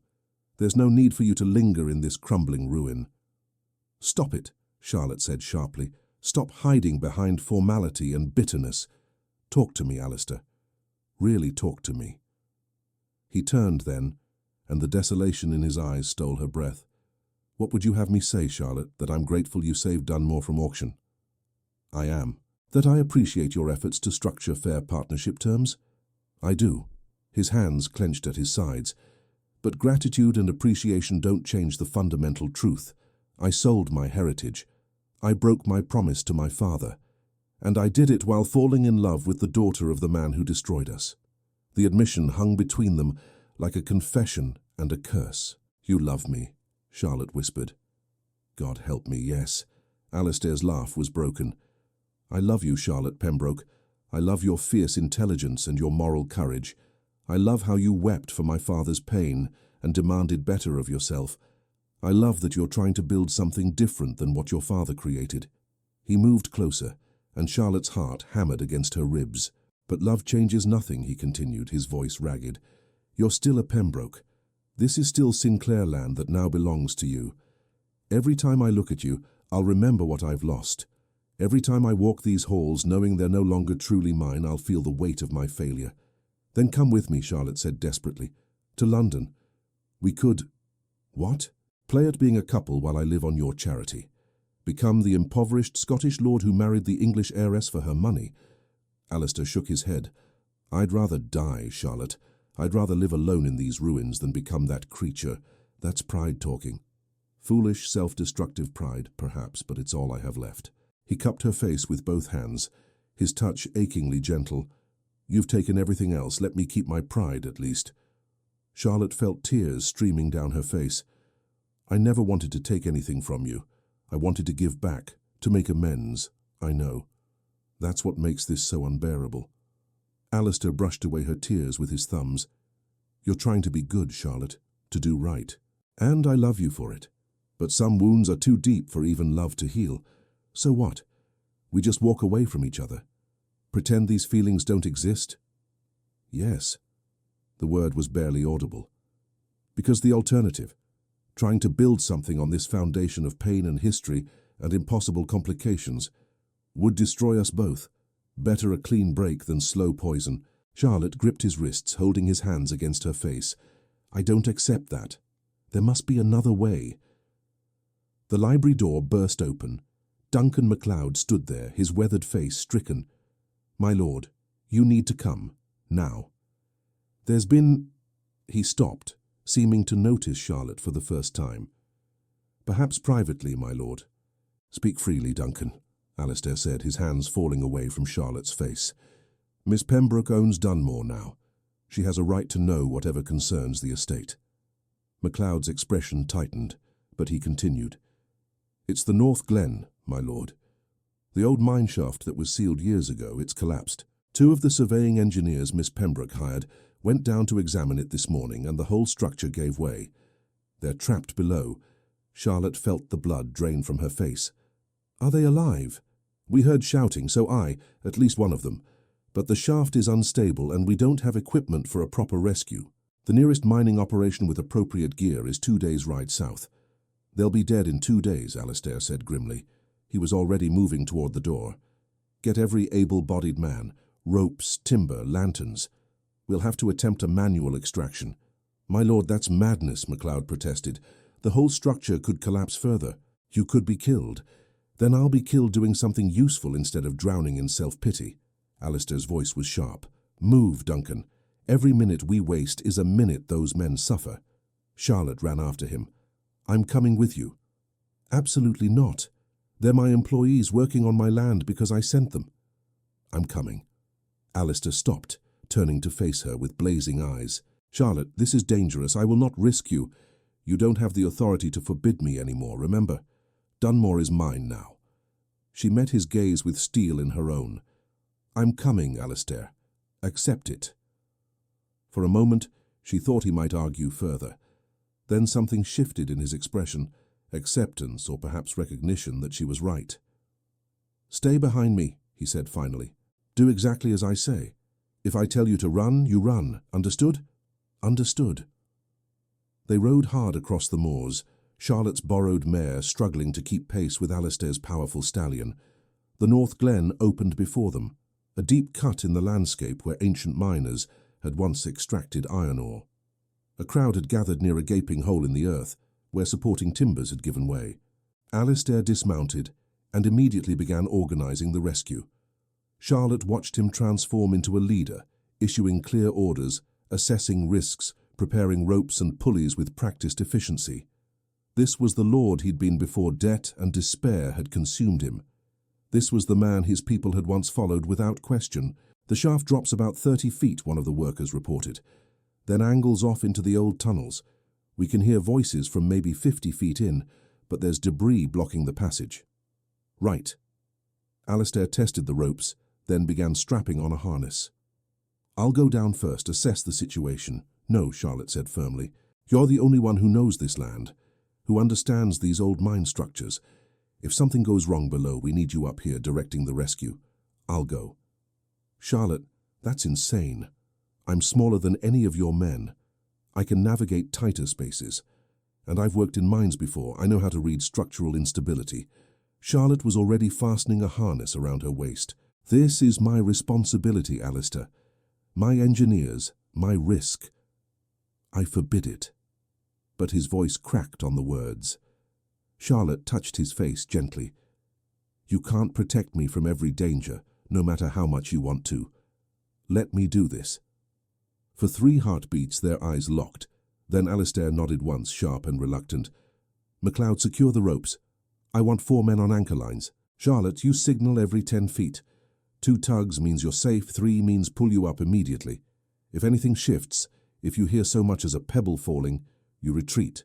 Clear, clear." They lowered her into darkness. The shaft walls were slick with moisture, ancient timbers groaning under the weight of earth pressing down. Charlotte's lantern threw grotesque shadows as she descended, each foot revealing new horrors: cracked support beams, unstable rock faces, the skeleton of mining equipment from decades past. At 30 feet, the shaft opened into a horizontal tunnel barely 4 feet high. Charlotte could hear voices now, pained, frightened, calling for help. "I'm here," she shouted. "Hold on." She crawled forward through debris and mud, her expensive borrowed clothes ruined, her hands bleeding from sharp stones. The tunnel narrowed further, and for a terrible moment, she thought she'd be unable to continue. Then it opened into a small chamber, where 2 men huddled, one conscious but trapped under a fallen beam, the other lying still with blood matting his hair. "Miss Pembroke?" The conscious engineer, Williams, she remembered, stared at her in shock. "What are you? You shouldn't be down here." "Explaining logistics later. Rescue now," Charlotte interrupted, examining the beam pinning him. "Can you feel your legs?" "Yes, but I can't move them, Thompson." He gestured desperately to his companion. "He's been unconscious for an hour. I think his skull is fractured." Charlotte checked Thompson's pulse. "Weak but present. We're getting you both out. How stable is this chamber?" "Not very.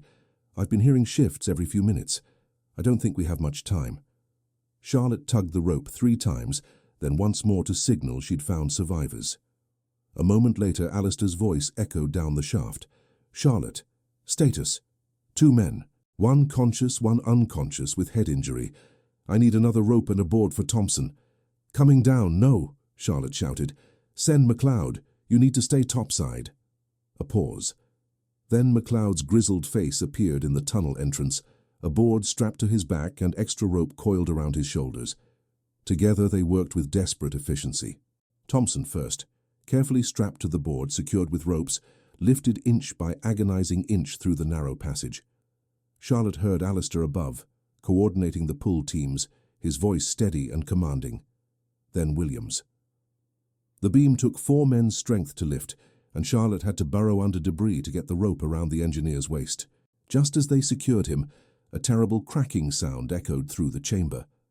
"Go!" MacLeod shouted, shoving Williams toward the tunnel. "Now, before it all comes down!" They scrambled through the passage as the chamber collapsed behind them. Rocks hammered down like deadly rain.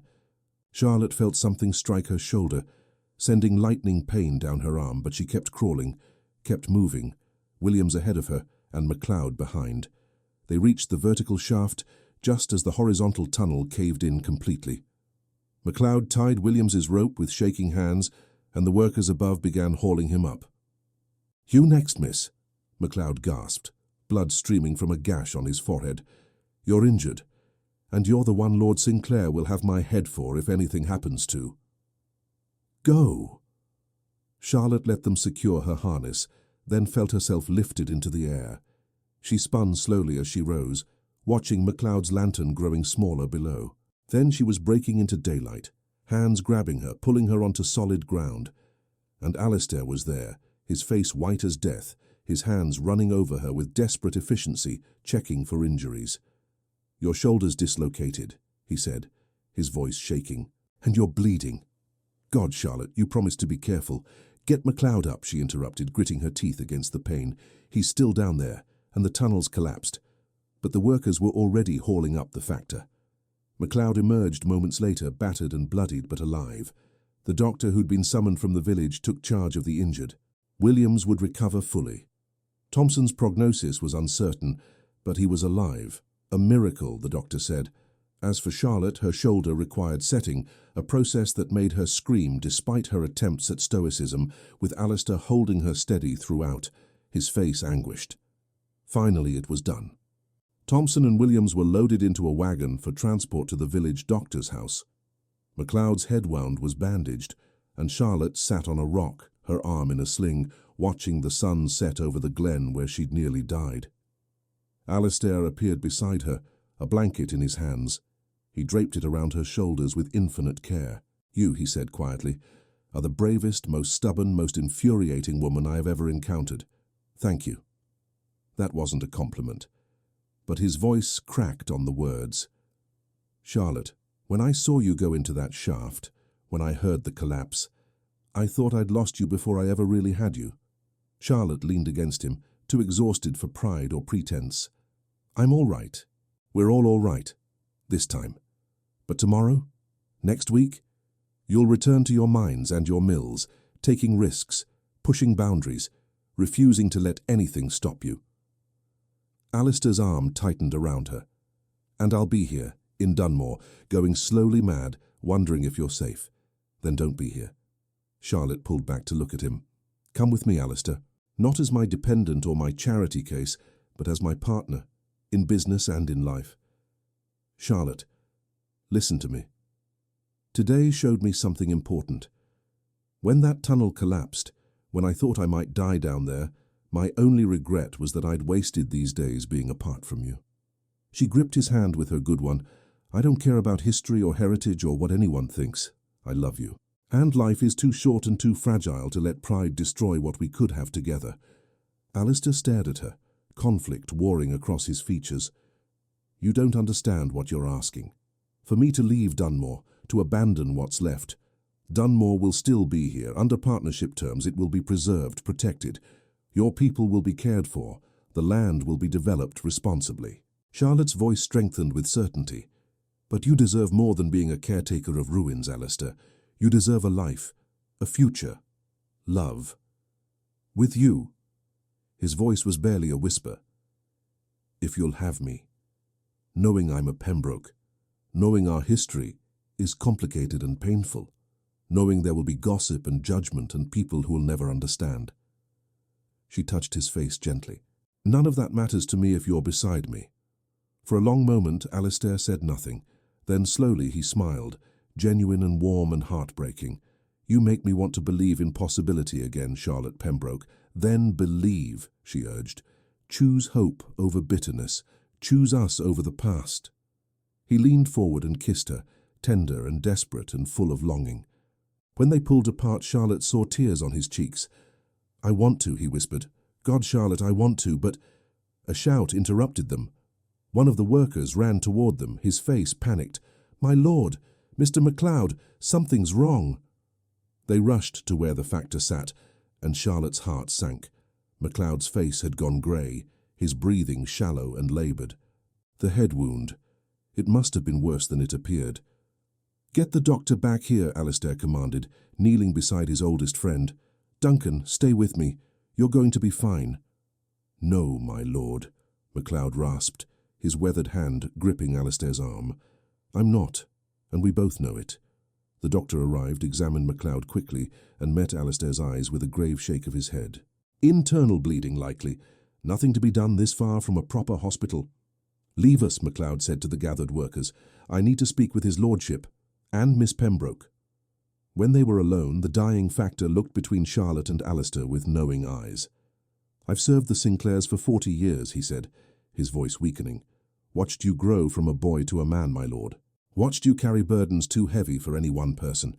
"Duncan, don't—" Alistair's voice broke. "Hush, lad. Let me speak while I can." MacLeod's gaze shifted to Charlotte. "You love him, don't you, miss?" "Yes," Charlotte said simply. "Good. He needs someone who'll fight for him as fiercely as he fights for everything else." MacLeod coughed, blood flecking his lips.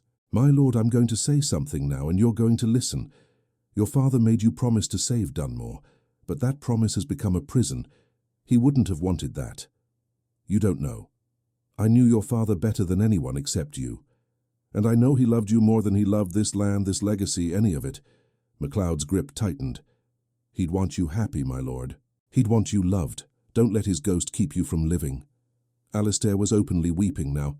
"I can't just abandon everything." "You're not abandoning. You're choosing. There's a difference." MacLeod looked at Charlotte again. "Promise me, Miss Pembroke, promise me you'll take care of him, that you'll keep him from drowning in sorrow and duty." "I promise," Charlotte whispered, tears streaming down her own face. And you, my lord, promise me you'll let yourself be happy, that you'll forgive your father for his failures, and yourself for being human. Duncan, promise me, Alistair. The use of his Christian name, perhaps the first time the Factor had ever spoken it, broke something in Alistair. I promise, he choked out. MacLeod smiled. Peaceful, content, good. That's good. His eyes drifted closed. His breathing slowed. And as the sun set fully behind the Highland hills, Duncan MacLeod, Factor of Dunmore Estate for 40 years, slipped away. Alistair collapsed forward, his shoulders shaking with silent sobs. Charlotte wrapped her good arm around him, holding him as he finally fully let himself grieve. For MacLeod, for his father, for everything lost, and everything that could never be reclaimed. They buried MacLeod 2 days later in the Sinclair family cemetery, beneath ancient yew trees with views of the moors he'd loved. The entire village attended, and Charlotte stood beside Alistair as he delivered a eulogy that was both tribute and goodbye to his friend, to his father's ghost, to the man he'd been trying to be for 18 years. That night, in the library where so much had changed between them, Alistair made his decision. I'm leaving Dunmore, he said, his voice steady despite the pain in his eyes. Not abandoning it. I'll still own partnership shares, still have input on its future. But I can't stay here, haunted by ghosts and crushed by duty. MacLeod was right. My father wouldn't have wanted this half-life for me. Come to London, Charlotte said. Work with me. Your knowledge of land management, of fair labour practices, of balancing tradition with progress, Pembroke Industries needs that perspective. Needs you. Alistair studied her. This extraordinary woman who'd entered his life like a storm and changed everything. Not as your employee, he said finally, as your equal partner. In business and in life. If I'm doing this, Charlotte, if I'm choosing us over the past, then we do it properly together. Together, Charlotte agreed, her heart soaring. He crossed to her, cupping her face with both hands. I love you, Charlotte Pembroke. Against all reason and sense and history, I love you utterly. And I love you, Alistair Sinclair, my impossible, stubborn, beautiful Highland lord. They kissed as equals, as partners, as two wounded souls choosing to heal together rather than suffer apart. But outside the library windows, the Highlands brooded dark and knowing. And somewhere in those ancient hills, in the wind that howled through abandoned cottages and collapsed mine shafts, in the stones that had witnessed 600 years of Sinclair joy and sorrow, somewhere the land remembered. It would have its price. It always did. 2 weeks later, Charlotte and Alistair stood in the great hall of Dunmore Castle, preparing for their departure to London. The partnership documents had been finalised, arrangements made for the estate's management, and their belongings packed into carriages waiting in the courtyard. Everything was ready for their new beginning, everything except the letter that arrived that morning. Charlotte watched Alistair's face drain of colour as he read the heavy parchment bearing an official Edinburgh seal. His hands trembled, and when he looked up at her, she saw devastation in his grey eyes. What is it? She asked, though dread already coiled in her stomach. It's from the Court of Session. There's been a challenge to the sale. His voice was hollow. Lord Ashford has filed a legal claim asserting that I signed the contract under duress, that the creditor's arrival constituted coercion, making the agreement void. That's absurd. We can fight this. There's more. Alistair's jaw tightened. He's also submitted evidence that that we became romantically involved during the negotiation period. He's arguing the entire transaction was fraudulent, a conspiracy between lovers to defraud my creditors. Charlotte felt the world tilt. But we can prove the timeline, show that our feelings developed after, can we? Alistair's laugh was bitter. When did it start, Charlotte? That first night when you wore my mother's clothes in the archive when I showed you my father's letter? The moment I kissed you. He ran a hand through his dark hair. Ashford has depositions from servants who witnessed our intimacy. He has the magistrate's statement about the suspicious timing, and most damningly, he has the original expired option agreement, which his solicitors are arguing should have been honoured despite its lapse. We'll hire better lawyers. We'll fight this in court. For how long? 2 years? 5? Alistair moved to the window overlooking the loch, and in the meantime Dunmore remains frozen in legal limbo. No development, no improvements, no income. The partnership structure we designed, all of it suspended while courts deliberate. Charlotte joined him at the window, her heart breaking at the defeat in his posture. So we wait. We fight. Eventually truth will prevail. Will it? He turned to face her. Or will Ashford's lawyers find enough technicalities to invalidate our contract? And even if we win, Charlotte, even if the courts rule in our favor, what then? Every business dealing you attempt will be shadowed by this scandal. The English heiress and her Scottish lover accused of fraud and conspiracy. Your board of directors will demand you distance yourself from me. Your investors will question your judgment. Your reputation will be destroyed. I don't care about reputation, but I do. Alistair's voice was firm, though pain flickered in his eyes. I won't be the reason you lose everything you've built. I won't let loving me destroy your life's work the way loving you has destroyed mine. Charlotte grabbed his arm. Don't say that. We can overcome this. Together, no. He pulled away gently but firmly. Charlotte, I've spent 2 weeks believing we could escape the past, that love could somehow transcend history and blood and all the damage our fathers wrought. But perhaps MacLeod was wrong. Perhaps some debts can never be paid, some wounds never heal. You're giving up?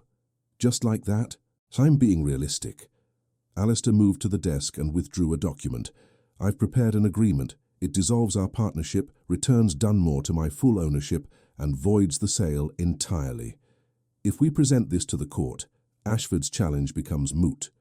You walk away with your reputation intact, your £40,000 returned, and no legal entanglements. And you? Charlotte's voice shook. What do you walk away with? My debts, my crumbling castle, my father's ghost. His smile was terrible. Everything I had before you arrived to complicate matters. I won't sign that. Charlotte's hands clenched into fists. I won't abandon you to Ashford's machinations. You don't have a choice. Alistair's voice hardened.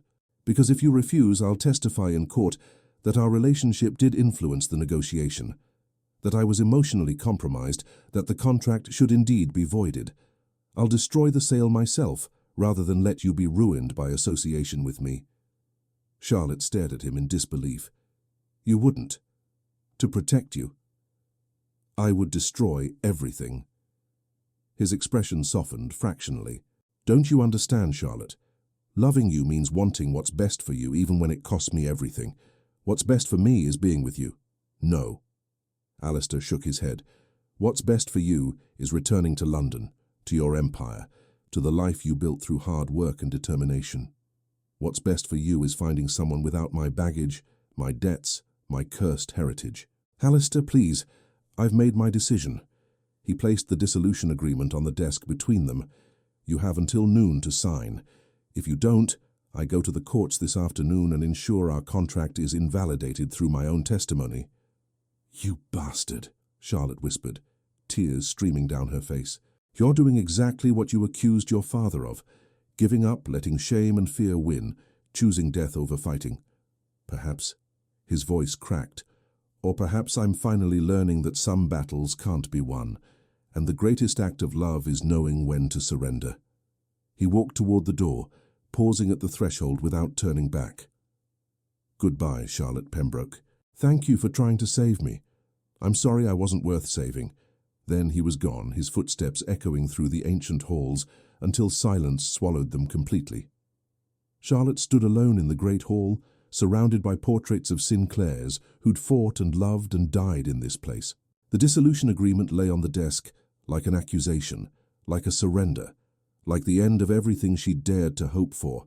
She could fight, could refuse to sign, could force Alistair's hand, could drag them both through courts and scandal and public judgment, could cling to him despite his wishes, despite the cost, or she could let him go, let him choose pride over love, duty over happiness, the familiar pain of solitude over the terrifying vulnerability of connection. With shaking hands, Charlotte picked up the pen. She signed her name, and felt something inside her shatter beyond repair. 3 months later, Charlotte stood at the window of her London townhouse, staring at rain-slicked streets without really seeing them. Pembroke Industries thrived under her leadership. The scandal had never materialized, Ashford's challenge had been withdrawn once the sale was voided, and society whispered briefly before moving on to fresher gossip. She should have felt triumphant, vindicated, free. Instead, she felt hollow. The letter arrived on a grey November afternoon, bearing a Highland postmark and unfamiliar handwriting. Charlotte opened it with trembling hands. "Miss Pembroke, I write to inform you that Lord Alistair Sinclair passed away on the 14th of November, a riding accident in the northern glens. His horse returned without him, and we found his body at the base of the cliffs near Drummer. He left instructions that you should be notified, along with a letter he'd written but never sent. I enclose it herewith. His lordship was buried in the Sinclair cemetery beside his father and Mr. MacLeod. Dunmore Castle will pass to a distant cousin, as there are no direct heirs.